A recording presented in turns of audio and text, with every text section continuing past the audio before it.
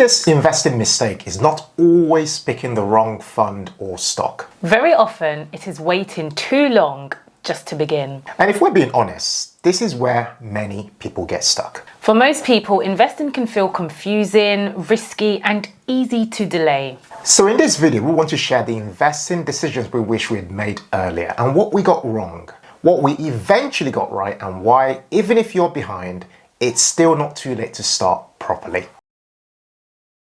This is going to be a very practical video, beginner friendly, but also helpful if you have been meaning to invest more intentionally and just have not quite got around to doing it yet. We also want to make this real with our own real life examples and keep it absolutely simple, because in our personal experience, building wealth is usually less about brilliance and more about clarity, consistency, and time. My name's Ken, I'm a chartered accountant, a financial coach, and a former chief financial officer. And my name is Mary, I'm an entrepreneur and former e-business analyst. Together, Mary and I, we're a husband and wife team. We're Sunday Times best-selling authors of our debut book, Financial Joy, and more recently, The Wealth Habit, a groundbreaking behavior-driven approach to building wealth that rewires how you think about money, turning financial success into a series of tiny, effortless, repeatable actions. We'll link to it below and above for you to check it out. So guys, we'd love to hear from you in the comments. What one investing mistake has cost you the most on your journey so far? Comment below and let us know. All right, so let's start with the first investing mistake. Decision 1, I wish I had started earlier, even if it was imperfect. Now, if I could go back, and change one investing decision, the first one would simply be this. I would personally have started way earlier. Not perfectly, not with loads of money, or even like a flawless strategy from day one. Just literally started earlier. Because for many people, the real delay is not a lack of income. It's the belief that they need to know everything before they begin, also known as the analysis paralysis mindset. Yeah, and you can actually see that across the country. So the FCA have found that around 7 million adults with £10,000 or more in investable assets are holding all of it in cash. So this is often not just about having money, it's about staying on the sidelines for too long. People often think that they need to understand everything, know every platform, and somehow become fully confident before taking one step. Exactly, and it's very relatable. But confidence often comes from action, not before it. The idea of sitting only on cash also speaks to a scarcity mindset, where we fear losing the little that we have, often because we've come from not having much money growing up. One of the greatest hidden advantages of investing is time. The earlier you begin, the more chance your money has to compound. So even modest amounts invested consistently over many years can become much more meaningful than people actually realize. Which means delaying for 5 years while you get ready can cost more than choosing slightly less than perfect fund and just getting started. Yeah, that's right. And this is one of the biggest things that I wish I had understood more deeply earlier on. And you know, the cost of delay is often greater than the cost of that imperfection. Let's look at decision 2, which is that I wish I understood that fear is normal, not a signal to do nothing. Yeah, I think another big one is this. I wish more people understood that fear is completely normal when it does come to investing. Yeah, and this is because when people feel fear, they often assume it means they should stop. But often fear is just an emotional cost of doing something new and meaningful. Especially if you didn't grow up around investing. You know, if you grew up hearing things like, don't lose your money, or be careful, or stick to what you know, or if you watched your family struggling financially, then investing can feel emotionally unsafe, even if it makes logical sense to you. You see, that was definitely true for me. I had real fears around investing in the beginning. I worried about losing everything, as you know. I worried about just getting it wrong. I worried that money could just disappear after working so hard for it. And I think a lot of people still carry that same fear today. Comment below if this is something you can actually relate to right now in your life. And this is why waiting for fear to disappear completely is often a mistake. It may never disappear fully.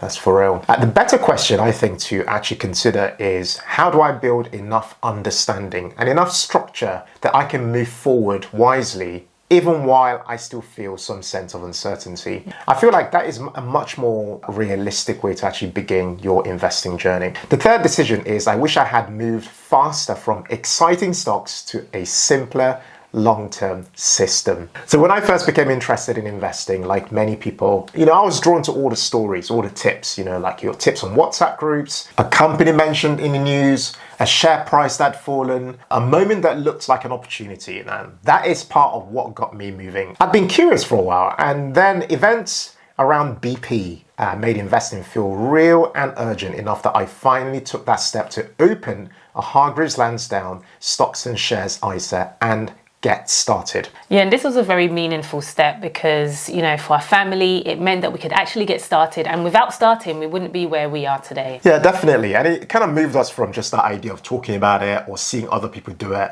in theory to actually making it happen in practice. And one of the key things I learned after that was this: wealth building cannot depend on dramatic moments. It can't rely on me trying to be clever every time or always finding, what others might have missed, especially in a world where we have so much vying for our attention on our phones. And this is where many people look back with regret. One recent UK study found that 21% of investors regretted not researching their investments properly, and 11% regretted over-relying on just their savings. That there captures the tension that people experience. Some people stay too cautious for too long. Others move without enough clarity when they made that decision. Over time, I learned that a much stronger approach was not to keep chasing those individual stories, but to actually build a system that doesn't rely on my emotions, to diversify more, to understand funds, to spread risks across companies, and to let consistency do more of the work than emotion.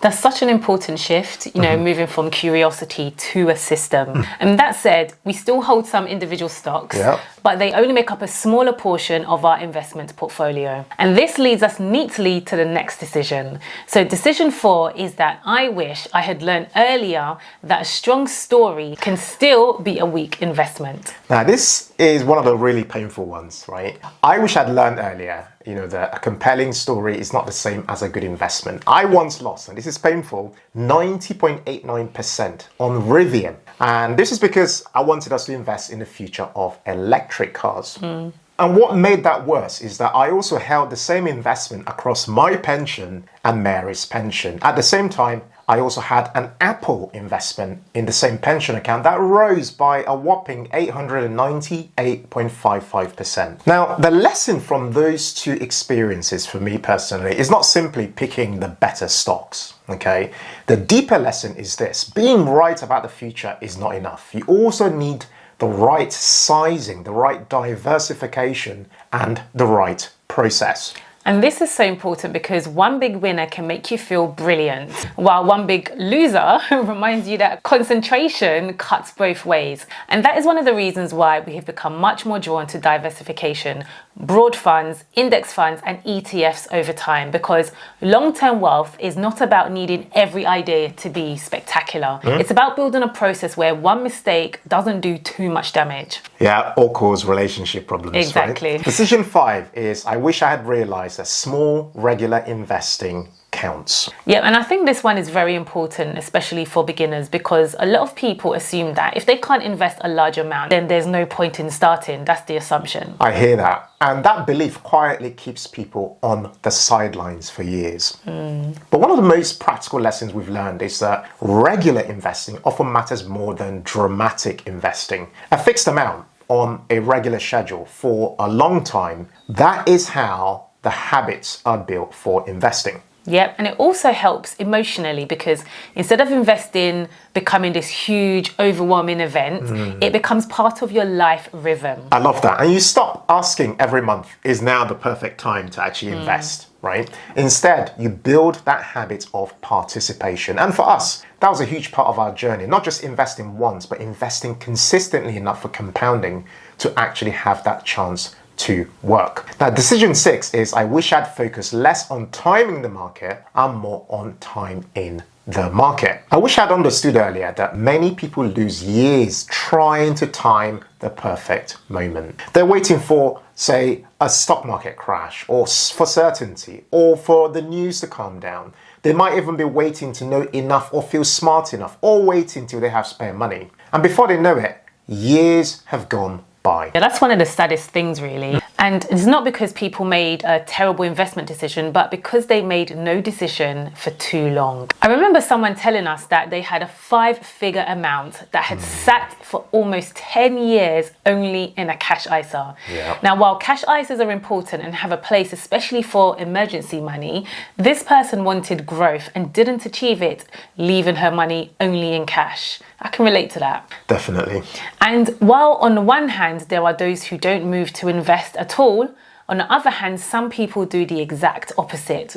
They move too fast. Yeah, it's like two big contrasts, isn't it? The FCA found that among UK investors aged 18 to 40, 66% made investment decisions in less than 24 hours. So the answer is not panic and it's not paralysis. It's a meaningful pause and a thoughtful long-term action. And of course, markets move up and down. Returns are never guaranteed and investing involves risk. But if your horizon is long enough, one of the most powerful advantages you can give yourself is simply more time to contribute, more time to even recover from volatility or uncertainty, more time for growth to compound. So if I could go back, I would spend less time trying to look for the ideal entry point and more time building a consistent long-term approach. This brings us to decision 7.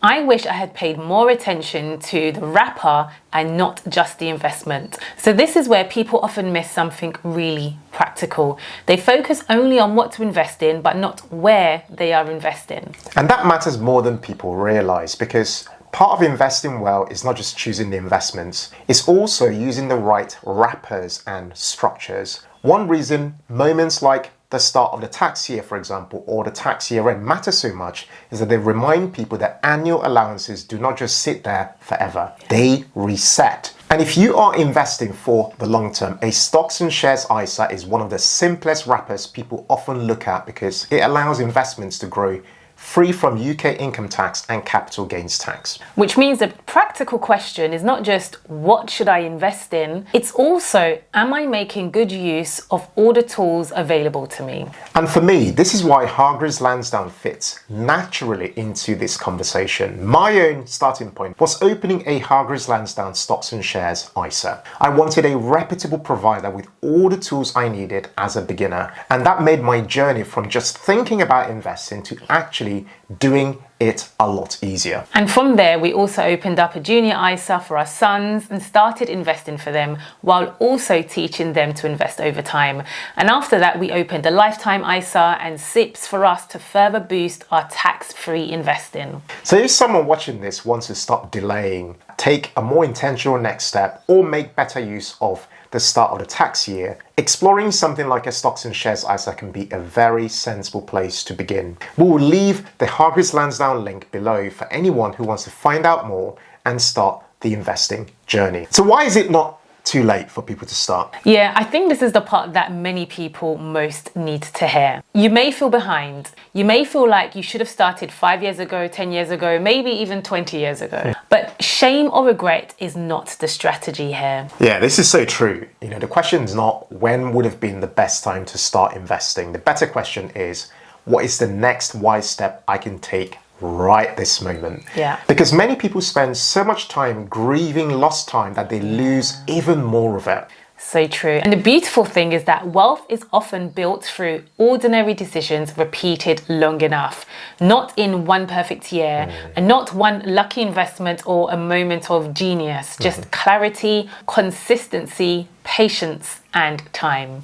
So no, it may not be ideal that you did not start investing earlier, but it is still incredibly valuable to start better now. So to close today's video, if we had to summarize the investing decisions we wish we'd made earlier, they would be these. Number 1, start earlier, even if it's imperfect. Number 2, do not wait for fear to disappear. Number 3, move from excitement to simple, long-term diversified systems. Number 4, a strong story can still be a weak investment. Number 5, invest regularly, not just occasionally. Number 6, focus less on perfect timing and more on time in the market. And number 7, make use of the right wrappers, not just the right investments. Yeah, and most importantly, do not let the fact that you feel late stop you from beginning well now. And if this resonated with you guys, let us know in the comments which of these you can relate to the most. Is it fear? Is it delay? Or is it feeling overwhelmed? Or waiting for the perfect time? And if you want to explore the Hargreaves Lansdown Stocks and Shares ISA to use for your tax-free allowances early, especially in this new tax year, then we have left a link for you below for you to check it out. Thank you guys so much for watching today's video. Don't go anywhere. Check out this recent video over here titled Index Funds and ETFs Explained: How to Start Investing for Beginners. And as always, guys, in all things, be thankful and seek joy. Take care, guys. Bye.